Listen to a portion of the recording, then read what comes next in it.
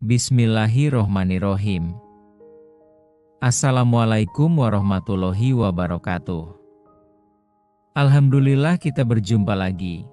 Pada video kali ini, kita akan membahas kembali lanjutan video sebelumnya dari kisah Nabi Daud alaihi salam, di mana Nabi Daud pada video sebelumnya pergi meninggalkan istana untuk bersembunyi karena akan dibunuh oleh Raja Talaut. Baik, langsung aja kita mulai. Selamat mendengarkan. Setelah berita menghilangnya Daud dari istana raja diketahui oleh umum, berbondong-bondonglah menyusul saudaranya, muridnya dari para pengikutnya mencari jejaknya untuk menyampaikan kepadanya rasa setia kawan mereka serta menawarkan bantuan dan pertolongan yang mungkin diperlukannya. Mereka menemui Daud sudah agak jauh dari kota. Ia lagi istirahat seraya merenungkan nasib yang ia alami sebagai akibat dari perbuatan seorang hamba Allah yang tidak mengenal budi baik sesamanya dan yang selalu memperturutkan hawa nafsunya sekadar untuk mempertahankan kekuasaan duniawinya. Hamba Allah itu tidak sadar bahwa kenikmatan dan kekuasaan duniawi yang ia miliki adalah pemberian Allah yang sewaktu-waktu dapat dicabutnya kembali darinya. Raja Talaut makin lama makin berkurang pengaruhnya dan merosot kewibawaannya sejak ia ditinggalkan oleh Daud dan diketahui oleh rakyat rencana jahatnya terhadap orang yang telah berjasa membawa kemenangan demi kemenangan bagi negara dan bangsanya. Dan penghargaan rakyat terhadap Talaut merosot, sejauh itu pula cinta kasih mereka kepada Daud makin meningkat, sehingga banyak di antara mereka yang lari mengikuti Daud dan bergabung ke dalam barisannya. Hal ini menjadikan Talaut kehilangan akal dan tidak dapat menguasai dirinya.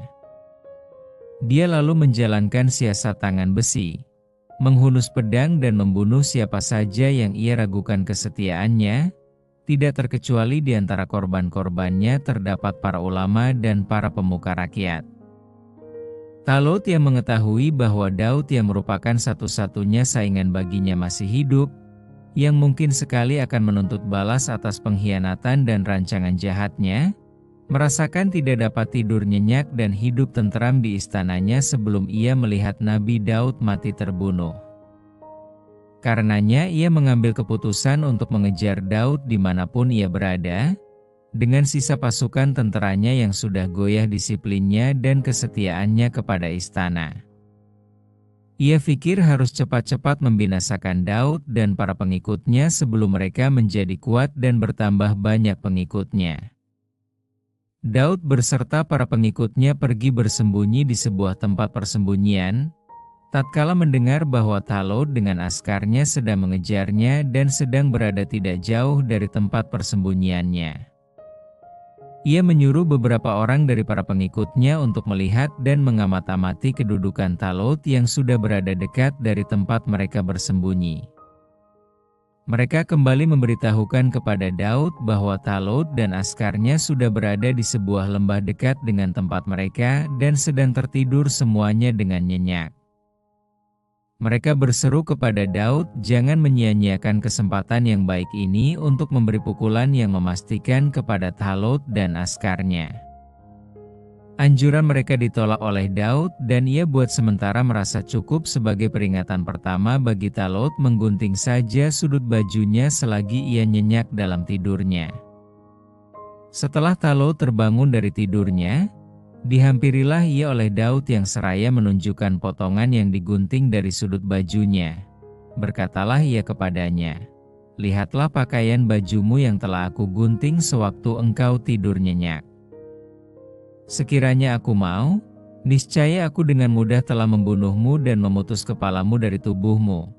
Namun aku masih ingin memberi kesempatan kepadamu untuk bertaubat dan ingat kepada Tuhan serta membersihkan hati dan pikiranmu dari sifat-sifat dengki, hasut dan buruk sangka yang engkau jadikan dalih untuk membunuh orang sesuka hatimu."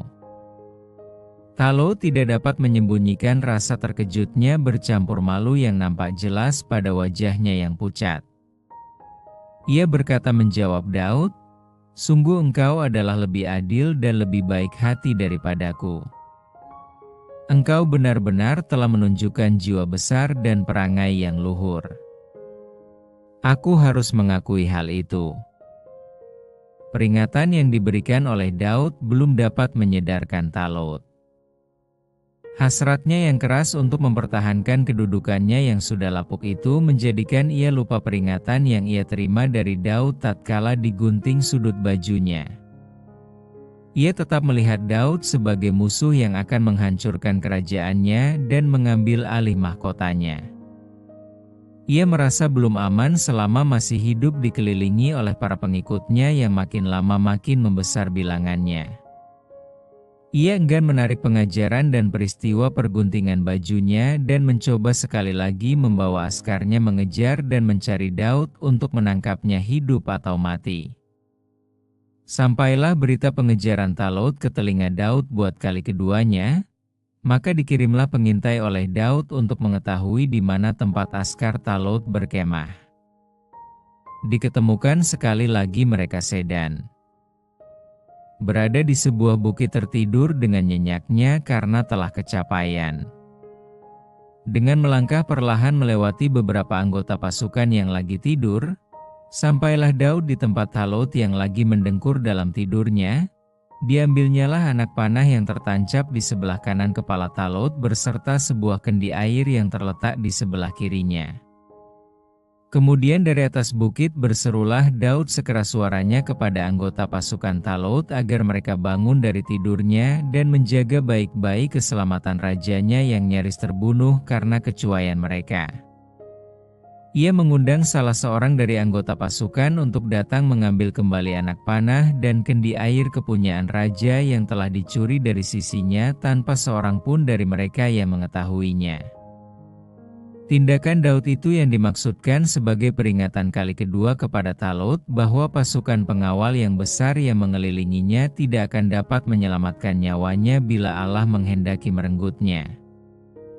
Daud memberi 2 kali peringatan kepada Talut bukan dengan kata-kata tetapi dengan perbuatan yang nyata yang menjadikan ia merasa ngeri membayangkan kesudahan hayatnya andaikan Daud menuntut balas atas apa yang ia telah lakukan dan rancangkan untuk pembunuhannya. Jiwa besar yang telah ditunjukkan oleh Daud dalam kedua peristiwa itu telah membuat sangat berkesan dalam lubuk hati Talut. Ia terbangun dari lamunannya dan sadar bahwa ia telah jauh tersesat dalam sikapnya terhadap Daud. Ia sadar bahwa nafsu angkara murka dan bisikan iblislah yang mendorongkan dia merancangkan pembunuhan atas diri Daud yang tidak berdosa, yang setia kepada kerajaannya, yang berkali-kali mempertaruhkan jiwanya untuk kepentingan bangsa dan negerinya, tidak pernah berbuat khianat atau melalaikan tugas dan kewajibannya. Ia sadar bahwa ia telah berbuat dosa besar dengan pembunuhan yang telah dilakukan atas beberapa pemuka agama hanya karena purbasangka yang tidak berdasar. Talut duduk seorang diri termenung membalik-balik lembaran sejarah hidupnya kembali. Dari sejak berada di desa bersama ayahnya, kemudian tanpa diduga dan disangka. Berkat rahmat dan kurnia Allah diangkatlah ia menjadi Raja Bani Israel dan bagaimana Tuhan telah mengutus Daud untuk mendampinginya dan menjadi pembantunya yang setia dan komandan pasukannya yang gagah perkasa yang sepatutnya atas jasa-jasanya itu ia mendapat penghargaan yang setinggi-tingginya dan bukan sebagaimana ia telah lakukan yang telah merancangkan pembunuhannya dan mengejar-ngejarnya setelah ia melarikan diri dari istana. Dan walaupun ia telah mengkhianati Daud dengan rancangan jahatnya, Daud masih berkenan memberi ampun kepadanya dalam 2 kesempatan, di mana Daud dengan mudah membunuhnya andaikan dia mahu. Membayangkan peristiwa-peristiwa itu semuanya, menjadi sesaklah dada Talut menyesalkan diri yang telah terjerumus oleh hawa nafsu dan godaan iblis sehingga ia menyia-nyiakan kurnia dan rahmat Allah dengan tindakan-tindakan yang bahkan membawa dosa dan murka Allah. Maka untuk menebuskan dosa-dosanya dan bertaubat kepada Allah, Talut akhirnya mengambil keputusan keluar dari kota melepaskan mahkotanya dan meninggalkan istananya beserta segala kebesaran dan kemegahannya. Lalu pergilah ia berkelana dan mengembara di atas bumi Allah sampai tiba saatnya ia mendapat panggilan meninggalkan dunia yang fana ini dan menuju alam yang baka. Setelah istana kerajaan Bani Israel ditinggalkan oleh Talut yang pergi tanpa meninggalkan bekas, beramai-ramailah rakyat mengangkat dan menobatkan Daud sebagai raja yang berkuasa. Daud dapat menangani urusan pemerintahan dan kerajaan, mengadakan peraturan dan menentukan bagi dirinya hari-hari khusus untuk melakukan ibadah dan bermunajat kepada Allah, hari-hari untuk peradilan, hari-hari untuk berdakwah dan memberi penerangan kepada rakyat, dan hari-hari menyelesaikan urusan-urusan pribadinya. Pada hari-hari yang ditentukan untuk beribadah dan menguruskan urusan-urusan pribadi, ia tidak diperkenankan seorang pun menemuinya dan mengganggu dalam halawatnya. Sedang pada hari-hari yang ditentukan untuk peradilan maka ia menyiapkan diri untuk menerima segala laporan dan keluhan yang dikemukakan oleh rakyatnya, serta menyelesaikan segala pertikaian dan perkelahian yang terjadi di antara sesama mereka. Peraturan itu diikuti secara teliti dan diterapkan secara ketat oleh para pengawal dan petugas keamanan istana. Pada suatu hari di mana ia harus menutup diri untuk beribadah dan berhalwat, tiba-tiba datanglah dua orang lelaki meminta izin dari para pengawal untuk masuk menemui raja. Izin tidak diberikan oleh pengawal sesuai dengan ketentuan yang berlaku. Namun lelaki itu memaksa kehendaknya dan melalui pagar yang dipanjat sampailah mereka ke dalam istana dan bertemu langsung dengan Daud. Daud yang sedang melakukan ibadahnya terperanjat melihat kedua lelaki itu sudah berada di depannya, padahal ia yakin para penjaga pintu istana tidak akan dapat melepaskan siapapun masuk istana menemuinya. Berkatalah kedua tamu yang tidak diundang itu ketika melihat wajah Daud menjadi pucat tanda takut dan terkejut. "Janganlah terkejut dan janganlah takut. Kami berdua datang kemari hanya untuk meminta keputusan yang adil dan benar mengenai perkara sengketa yang terjadi antara kami berdua." Nabi Daud tidak dapat berbuat selain menerima mereka yang sudah berada di depannya, kendati pun tidak melalui prosedur dan protokol yang sepatutnya. Berkatalah ia kepada mereka setelah pulih kembali ketenangannya dan hilang rasa paniknya, "Cobalah bentangkan kepadaku persoalanmu dalam keadaan yang sebenarnya."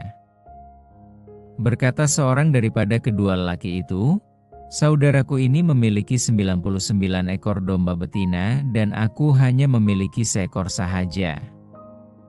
Ia menuntut dan mendesakan kepadaku agar aku serahkan kepadanya dombaku yang seekor itu bagi melengkapi pertenakannya menjadi genap 100 ekor. Ia membawa macam-macam alasan dan berbagai dalil yang sangat sukar bagiku untuk menolaknya, mengingatkan bahwa ia memang lebih cekap berdebat dan lebih pandai bertikam lidah daripadaku."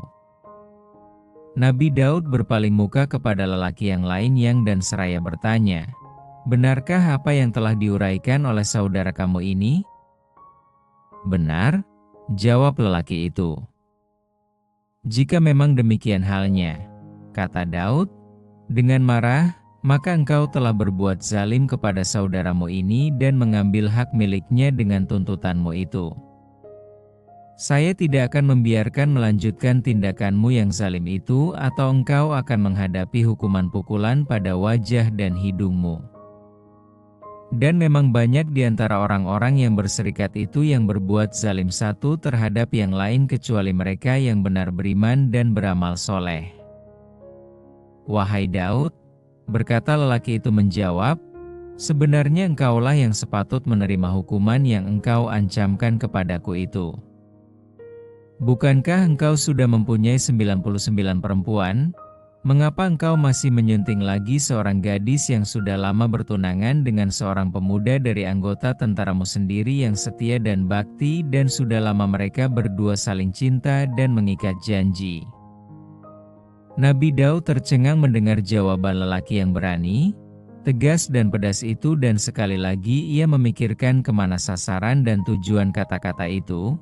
Sekonyong-konyong lenyaplah menghilang dari pandangannya kedua sosok tubuh kedua lelaki itu.